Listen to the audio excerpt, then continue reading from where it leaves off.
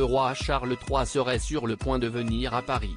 D'après les dernières informations du Daily Mail de ce lundi 7 août, le mari de Camilla Parker Bowles a été invité à venir visiter une demeure qui appartenait à sa famille, et que Lady Diana adorait. Souvenez-vous. Le 24 mars dernier, le palais de l'Élysée annonçait, par le biais d'un communiqué, que le roi Charles III annulait sa visite à Paris, initialement prévue le dimanche 26 mars. Le père de William et Harry devait venir accompagné de son épouse, la reine consort Camilla Parker Bowles, mais les manifestations en marge de la réforme des retraites avaient eu raison de cette venue très attendue par le chef de l'État français.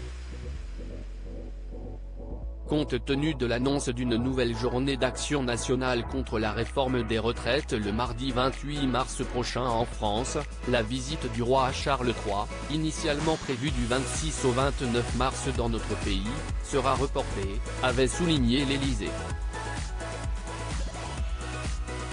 Dans la foulée, le palais de Buckingham avait précisé que Leur Majesté se réjouissent de l'opportunité de se rendre en France dès que des dates pourront être trouvées. Et il se pourrait bien que la date d'or ait déjà été choisie. D'après les informations du Daily Mail, Sa Majesté aurait convenu d'une nouvelle date pour saluer le peuple français. Charles III bientôt sur le sol français?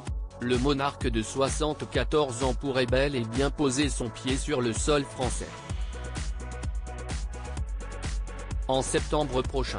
Comme l'annonce le média britannique, le roi a été invité à venir visiter la Villa Windsor, située au bois de Boulogne et qui vient tout juste d'être rénovée. Cette vaste propriété située aux portes du 16e arrondissement de Paris appartenait à son grand-oncle, le duc Édouard de Windsor et son épouse Wallis Simpson.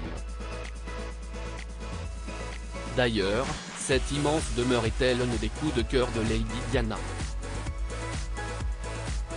Le Daily Mail rapporte que Charles III s'y est rendu pour la toute dernière fois en 1972 dans le but de rendre une dernière visite à Édouard VIII, avant sa mort au mois de mai. Âgé de seulement 24, celui qui est devenu le nouveau souverain du Royaume-Uni, était accompagné de sa mère, Elisabeth II.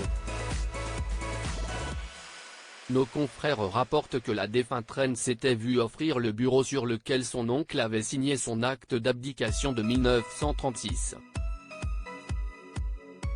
Un lieu chargé d'histoire.